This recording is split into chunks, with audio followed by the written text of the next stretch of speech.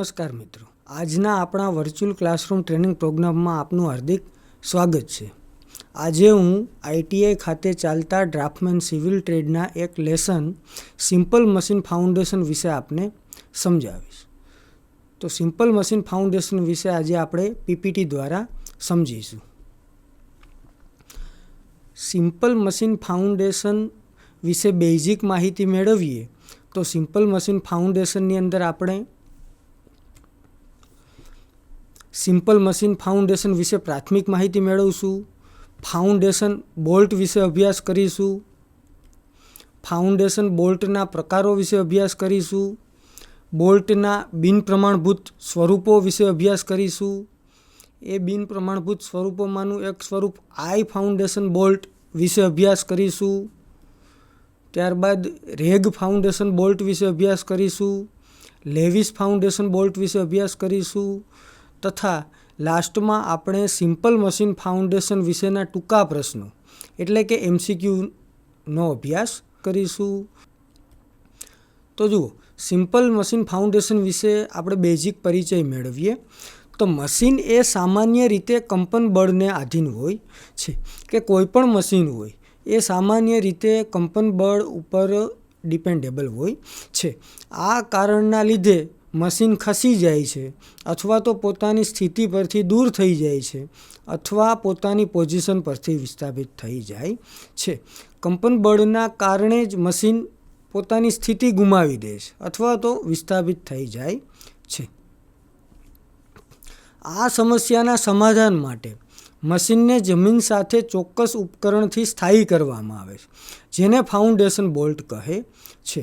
આ જે મશીનને ખસી જવાની જે સમસ્યા છે એ સમસ્યાના સમાધાન માટે મશીનને જમીન સાથે ચોક્કસ ઉપકરણથી સ્થાયી કરવામાં આવે, જેને ફાઉન્ડેશન બોલ્ટ કહેવાય. આ બોલ્ટના હેડને હેક્ઝાગોનલ બોલ્ટ કે સ્ક્વેર બોલ્ટની જેમ કોઈ આકાર હોતો નથી. આ જે બોલ્ટ છે એમનો જે હેડ હોય એમને હેક્ઝાગોનલ બોલ્ટ કે સ્ક્વેર બોલ્ટની જેમ કોઈ આકાર નથી. બોલ્ટના લેગ એટલે કે શેંકની લંબાઈ નટની જાડાઈ તથા મશીનના બેઝની જાડાઈ અનુસાર રાખવામાં આવે છે. જે આપણો બોલ્ટ છે એની શેંકની લંબાઈ એ નટની જાડાઈ પ્લસ મશીનના બેઝની જાડાઈ અનુસાર રાખવામાં આવે. બોલ્ટનો આ વિચિત્ર આકારનો ભાગ મશીનને જમીન સાથે જકડી રાખે છે. બોલ્ટનો જે વિચિત્ર આકારનો ભાગ છે એ જ મશીનને જમીન સાથે જકડી રાખે છે તથા મશીનને પોતાની મૂળ સ્થિતિથી ખસવા કે વિસ્થાપિત થવા દેતો નથી. ત્યારબાદ જોઈએ આઈએસ કોડ 5624-9071 મુજબ આ બોલ્ટને 6 પ્રમાણમાં ડિઝાઇન કરવામાં આવે. આઈએસ કોડ 5624-1971 મુજબ આ બોલ્ટને સામાન્ય રીતે 6 પ્રકારમાં આપણે ડિઝાઇન કરી શકીએ, જેને type A, B, C, D અને E નામ તરીકે આપણે ઓળખી શકીએ. આ બોલ્ટ અલગ અલગ 13 માપના વ્યાસમાં માર્કેટની અંદર મળી રહે. આ જે બોલ્ટ છે એ સામાન્ય રીતે 13 માપના વ્યાસમાં ઉપલબ્ધ હોય છે, જેને M8 થી M75 વડે આપણે દર્શાવી શકીએ. જેની લંબાઈ સામાન્ય રીતે 80 મિલીમીટરથી માંડી 320 મિલીમીટર જેટલી હોય છે. આ બોલ્ટ એટલે કે શેંકનો વ્યાસ અને લંબાઈના આધાર પર નટ વગર ડિઝાઇન કરવામાં આવે છે. આ જે બોલ્ટ છે એના શેંકનો વ્યાસ અને લંબાઈના આધાર ઉપર નટ વગર ડિઝાઇન કરવામાં આવે, જેનો અંતનો ભાગ ફોર્જિંગ દ્વારા બનાવવામાં આવે. આ જે બોલ્ટ છે એનો અંતનો ભાગ આપણે જોઈએ તો એ ફોર્જિંગ પ્રક્રિયાથી બનાવવામાં આવે. ફોર્જિંગ એટલે ગરમ કરી અને બનાવવામાં આવે. ત્યારબાદ જોઈએ કે બોલ્ટ છે એના અમુક બિનપ્રમાણભૂત સ્વરૂપો પણ છે. તો આપણે જોઈએ નીચે પ્રમાણેના બોલ્ટના બિનપ્રમાણભૂત સ્વરૂપો પણ છે જેમનો ઉપયોગ પણ થાય છે. તો જુઓ, એમાં પહેલું બિનપ્રમાણભૂત સ્વરૂપ છે આઈ ફાઉન્ડેશન બોલ્ટ, બીજું છે રેગ ફાઉન્ડેશન બોલ્ટ અને ત્રીજું છે લેવિસ ફાઉન્ડેશન બોલ્ટ. તો ચાલો આપણે સૌપ્રથમ આઈ ફાઉન્ડેશન બોલ્ટ વિશે અભ્યાસ કરીએ. તો જુઓ, આઈ ફાઉન્ડેશન બોલ્ટમાં આપણે સામાન્ય રીતે જોઈ શકીએ કે આ પ્રકારના કાર્યમાં પહેલાં મશીનના પાયાના છિદ્રની સ્થિતિને જમીન પર ચિહ્નિત કરવામાં આવે છે. જે આ આઈ ફાઉન્ડેશન બોલ્ટ છે એમની અંદર એ કાર્યમાં પહેલાં મશીનના પાયાની છિદ્રની જે સ્થિતિ છે એમને જમીન ઉપર ચિહ્નિત કરવામાં આવે. ત્યારબાદ ખાડો ખોદીને પાયાના બોલ્ટને પોતાની સ્થિતિમાં મૂકવામાં આવે. ત્યારબાદ છે ખાડો ખોદી અને પાયાના બોલ્ટને પોતાની સ્થિતિમાં મૂકવામાં આવે. તેની સાથે બોલ્ટ આઈ ઉપર ક્રોસ બાર પણ મૂકવામાં આવે છે. ત્યારબાદ આઈ બોલ્ટની સ્થિતિને ગોઠવવામાં આવે છે તથા તેનું નિરીક્ષણ પણ કરવામાં આવે છે. ત્યારબાદ શું કહેવા માગે છે કે બોલ્ટનો બહારનો છેડો જમીન લેવલથી ઉપર રાખવામાં આવે છે. બોલ્ટનો જે બહારનો છેડો છે, અંતનો જે છેડો છે એને જમીન લેવલથી ઉપર રાખવામાં આવે અને ત્યારબાદ તેમાં સિમેન્ટ તથા રોડા એટલે કે રબ્બલને પાણી સાથે મિક્સ કરીને તેને આઈ ફાઉન્ડેશન બોલ્ટની આસપાસ લગાવવામાં આવે. ત્યારબાદ જ્યારે તે જામી જાય ત્યારે બોલ્ટ પોતાની સ્થિતિ પકડી લે છે. જ્યારે આપણે પાણી સાથે સિમેન્ટ અને રોડા એટલે કે રબ્બલને મિક્સ કરી અને લગાવીએ છીએ, જ્યારે તે જામી જાય છે ત્યારે બોલ્ટ પોતાની મૂળ સ્થિતિ પકડી લે છે. ત્યારબાદ મશીનને તેની સ્થિતિ પર મૂકીને નટને ટાઈટ કરીને મશીનને જકડી શકાય છે. આ રીતે આખું આઈ ફાઉન્ડેશન બોલ્ટનું કાર્ય હોય છે. જો આપણે અહીંયા ફિગરમાં જોઈ શકીએ છીએ આઈ ફાઉન્ડેશન બોલ્ટ આપેલો છે, જેમાં બોલ્ટની ફરતે સિમેન્ટ અને રોડા એટલે કે રબ્બલથી આખું લગાવેલું છે. ઉપર જુઓ, જ્યારે આ આપણું બોલ્ટનું કાર્ય પૂર્ણ થઈ જાય છે ત્યારે ઉપર નટ લગાવી અને બોલ્ટને ટાઈટ કરી દેવામાં આવે છે, જેનાથી આપણું મશીન એમની મૂળ સ્થિતિ ઉપર આવી જાય છે. આ રીતે આખું આઈ ફાઉન્ડેશન બોલ્ટનું કાર્ય થાય છે. જુઓ, આ એક આઈ ફાઉન્ડેશન બોલ્ટની ફિગર આપેલી છે કે જેનાથી આપણે અંદાજ લગાવી શકીએ કે આઈ ફાઉન્ડેશન બોલ્ટ કેવા આકારનો હોય છે. ત્યારબાદ આપણે બિન પ્રમાણભૂત સ્વરૂપોમાં બીજું સ્વરૂપ છે એ છે રેગ ફાઉન્ડેશન બોલ્ટ. તો એમના વિશે હવે આપણે ચર્ચા કરીશું.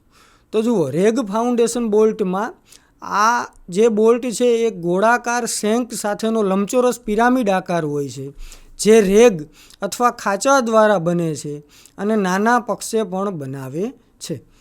આ જે છે એનો આકાર લંબચોરસ પિરામિડ આકાર જેવો હોય છે, જે રેગ અથવા તો ખાંચા દ્વારા બને અને નાના નાના પ્રક્ષેપણ બનાવે છે.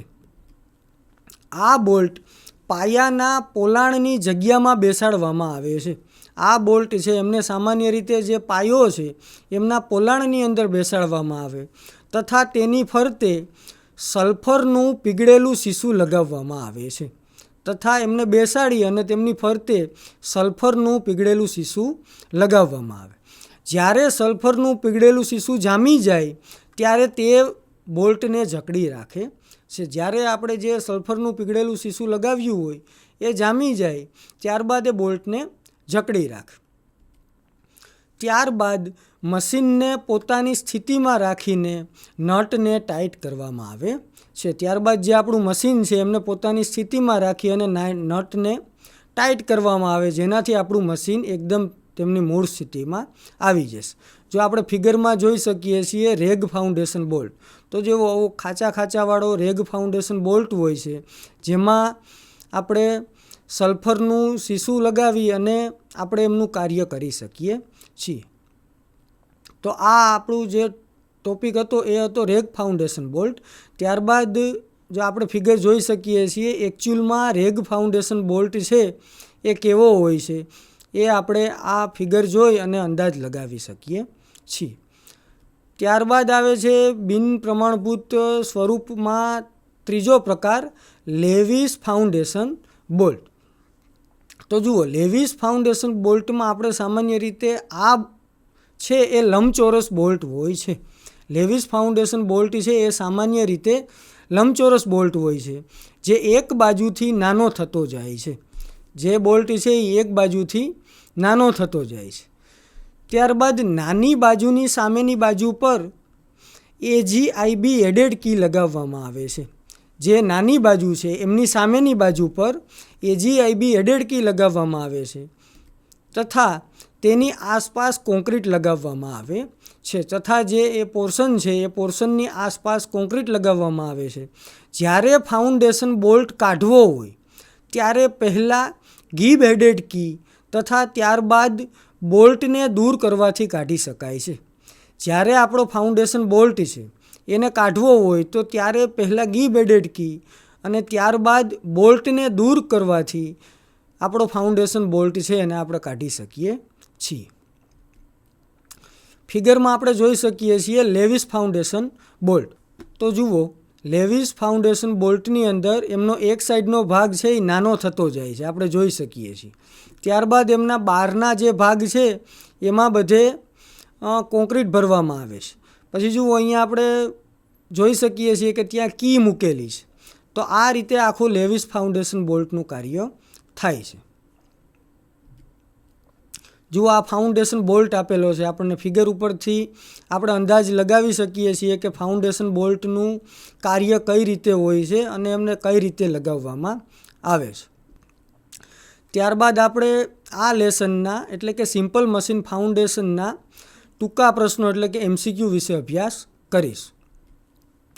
તો જુઓ, ક્વેશ્ચન નંબર 1, IS કોડ 5624/1971 મુજબ જે બોલ્ટ ડિઝાઇન કરવામાં આવે છે તેમનો અંતનો ભાગ કઈ પ્રક્રિયાથી બનાવવામાં આવે છે? તો આપણને ખબર છે કે જે આપણે બોલ્ટનો જે અંતનો ભાગ ડિઝાઇન કરીએ છીએ એ ફોર્જિંગ પ્રક્રિયાથી કરીએ છીએ. એટલે આપણે આમાં જોઈ શકીએ કે ઓપ્શન નંબર C, ફોર્જિંગ, જે આપણો સાચો જવાબ થશે.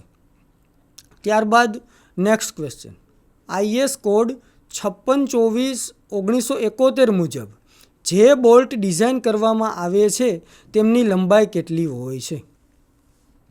તો આપણે હમણાં જોયું એમ કે કોડ મુજબ જે બોલ્ટ ડિઝાઇન કરવામાં આવે છે એમની લંબાઈ 80 મિલીમીટરથી માંડી અને 320 મિલીમીટર જેટલી રાખવામાં આવે છે.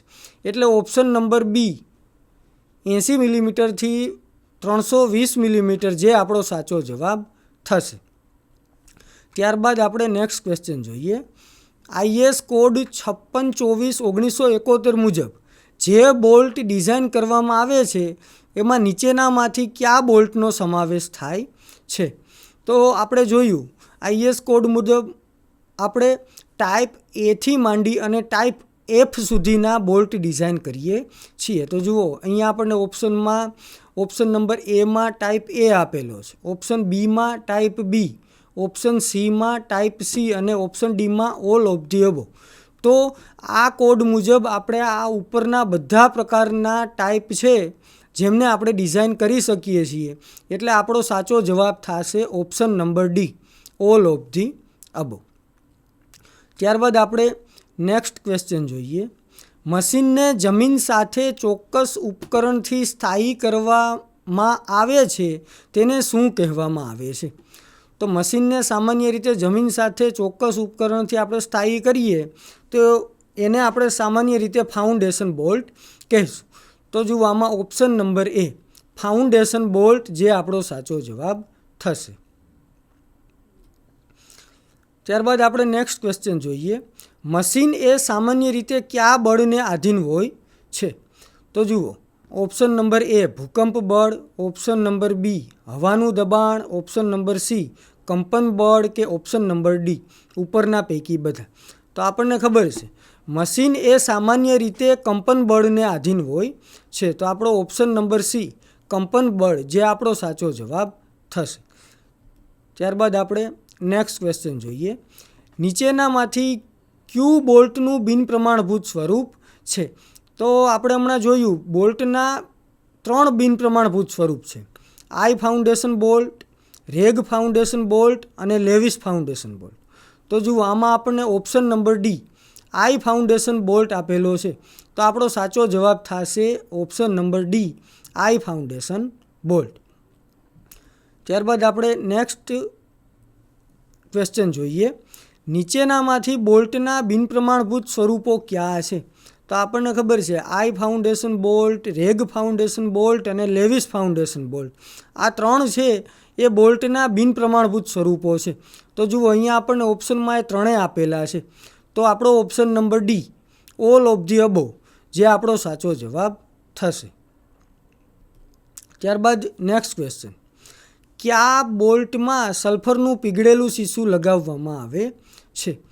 તો આપણને ખબર છે આપણે સલ્ફરના પીગળેલા શીશાનો ઉપયોગ રેગ ફાઉન્ડેશન બોલ્ટમાં કર્યો. તો જુઓ અહીંયા આપણો option number B, rag foundation bolt, જે આપણો સાચો જવાબ થશે. તો આજના લેક્ચરમાં આપણે સામાન્ય રીતે જોઈએ તો સિમ્પલ મશીન ફાઉન્ડેશન વિશે પ્રાથમિક માહિતી મેળવી, ફાઉન્ડેશન બોલ્ટ વિશે આપણે અભ્યાસ કર્યો, ફાઉન્ડેશન બોલ્ટના પ્રકારો વિશે અભ્યાસ કર્યો, બોલ્ટના બિનપ્રમાણભૂત સ્વરૂપો એટલે કે I foundation bolt, rag foundation bolt અને લેવિસ ફાઉન્ડેશન બોલ્ટ વિશે અભ્યાસ કર્યો, તથા લાસ્ટમાં આપણે સિમ્પલ મશીન ફાઉન્ડેશન વિશેના ટૂંકા પ્રશ્નો એટલે કે MCQનો અભ્યાસ કર્યો. તો આજનું આપણું લેસન અહીંયા સિમ્પલ મશીન ફાઉન્ડેશન પૂરું થાય છે. આજના લેક્ચરમાં આપણે સામાન્ય રીતે સિમ્પલ મશીન એટલે કે સાદું મશીન શું છે, એમના ઉપર કયા બળો લાગે છે, એ બળને રજિસ્ટ કરવા માટે આપણે કેમનો ઉપયોગ કરીએ છીએ, એટલે કે જનરલી આપણે બળને રજિસ્ટ કરવા માટે સામાન્ય રીતે ફાઉન્ડેશન બોલ્ટનો ઉપયોગ કરીએ છીએ. તો એ ફાઉન્ડેશન બોલ્ટ છે એ કેટલા પ્રકારના હોય, એમના બિનપ્રમાણભૂત સ્વરૂપો, એમના વિશે આજે આપણે અભ્યાસ કર્યો. તથા અંતમાં આપણે સિમ્પલ મશીન ફાઉન્ડેશન વિશેના ટૂંકા પ્રશ્નો એટલે કે MCQનો અભ્યાસ કર્યો. તો અહીંયા આપણું આજનું લેસન સિમ્પલ મશીન ફાઉન્ડેશન પૂરું થાય છે. આભાર.